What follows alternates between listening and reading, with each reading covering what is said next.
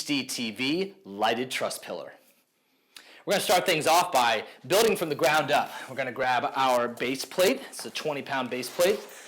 And you're going to set that on the ground. Toss the bag over there. Try and do it as gently as possible, especially if you're on a hardwood floor. You don't want to gouge that out. We're going to go ahead and remove these 4 cotter pins. All right, next up, we're going to want to put our truss socks onto our truss pillar before we mount it. It's going to make things a lot easier for us. So in order to do that, I actually like to either take an equipment case, or if you don't have an equipment case, go ahead and take these 4 sandbags that we're going to use to weigh down our truss pillar later. And then you can set this truss pillar on there. And that way you have a little bit of an elevated seat that you can jump on top of and then pull your truss sock over. It kind of gives you this weighted and elevated way of doing this. All right, once it's on, I sort of just bunch it up right there. And now you're good to, let's actually put a second one on there right now too, now that I think about it, because we're going to be putting that over top of the television. All right, here we go.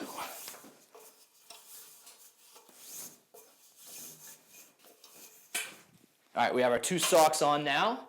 Now we're going to go ahead, we're going to keep in mind what's above us so that we don't knock anything around. And then we're just going to insert the bottom of that into those nipples on the base plate. And at this point, we're going to go to our tool bag and grab our rubber mallet. We may need it, we may not, but just in case, we go for it. Put these cotter pins in.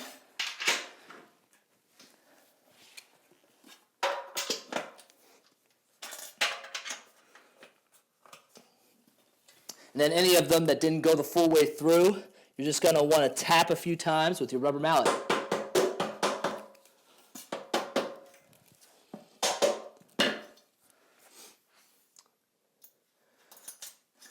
Once you're seeing daylight with those holes, you'll just want to put all of the safety pins through so that they are nice and joined.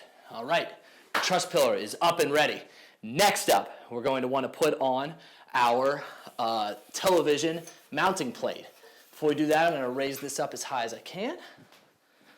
I'm going to head over and grab this. You'll notice whenever you grab this that these clamps are sort of free floating here. That gives you the freedom to find the exact width that you need in order to mount this mount to the truss pillar. So you'll want to tighten those up once you get this totally mounted, and in order to do that, you can use your pliers that you have in your tool bag. So we'll start off by loosening the wing nuts here. You're going to want to go pretty far just to give yourself some room to breathe.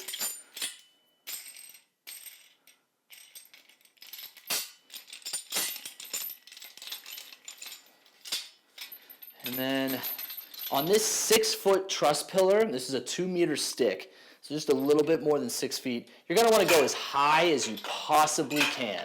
So you want that television to be mounted just at eye level for the average person. So you're going to want to essentially take this clamp all the way up to this cross beam joining point. And so go ahead and tighten those down. Tighten the clamps first. Just go ahead and do like lightly finger tight, because we're going to need to make some adjustments here in just a moment. We obviously want to make sure that this bracket is level so that our television itself is level to the audience. Again, now that these are in place, we'll go ahead.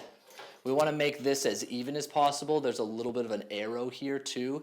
We like to just eyeball that and try and make that dead center if possible on the truss pillar. It doesn't have to be as precise as the level of the bracket, because honestly, left and right, you can make those adjustments with the actual television itself. But the angle of the TV, theoretically you can do that too, but it's a little bit more complicated. So it'd be nice if you can make this very level. So now that those are tightened, I actually did them finger tight, and I gotta be honest, it's kind of all that you really need to do. But if you want to put a little extra precaution in there, just go ahead and give a little wrench twist. Okay, so now that that's up, we're now going to want to take our level, and We'll put that up here. I can tell right now it's down a little bit to the right, so we're just going to want to raise this up until it actually becomes level.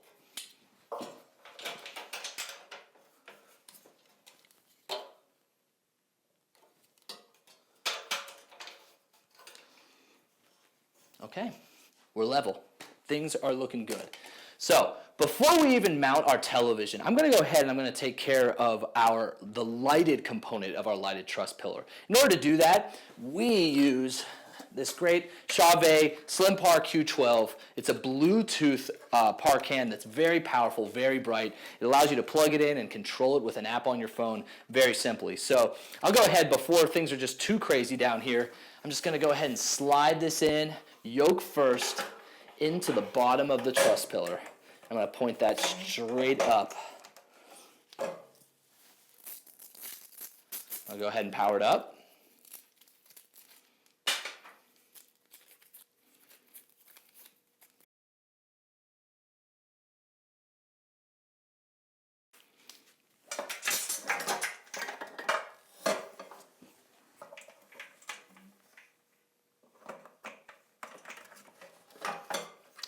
All right.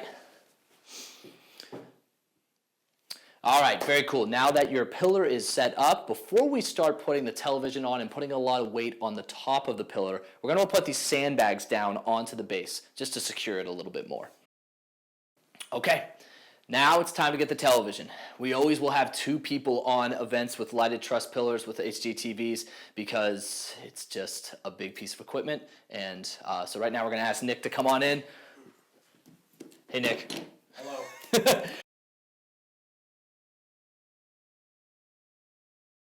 Raise up and lock on to the bracket. There we go. Very cool. Perfect. So everything's secure. Our 65-inch television is mounted, and it's at right about, again, eye level for an average person, just kind of right there in the middle to lower third, so that everything's nice and comfortable.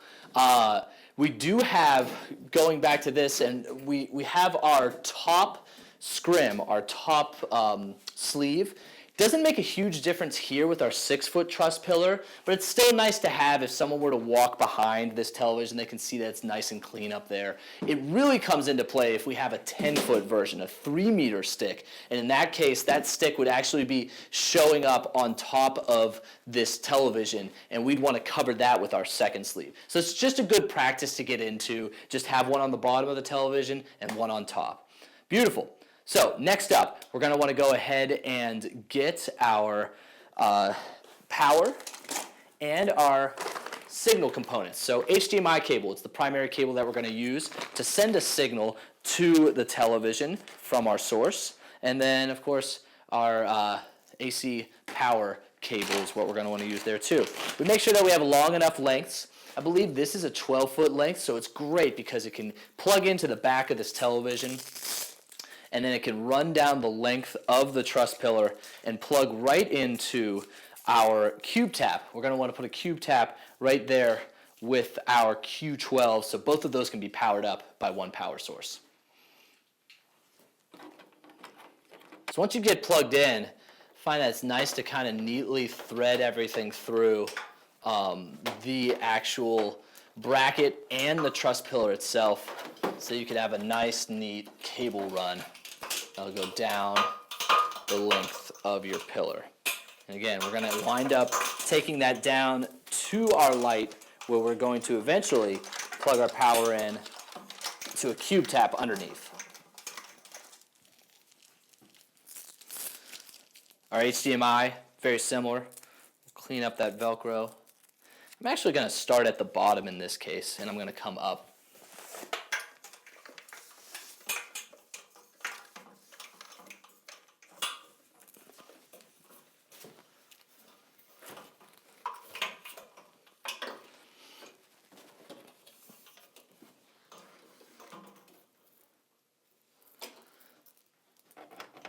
You can plug into any input that you want to. This one just happens to be the most convenient one, but if that's taken up, if you have multiple sources going in, you can use any of the 3 HDMI inputs that are there. All right, You've got your television power, your television input signal running down the length of the truss pillar. Now we just need to run an actual power to the television and to our light to make sure that they're good to go.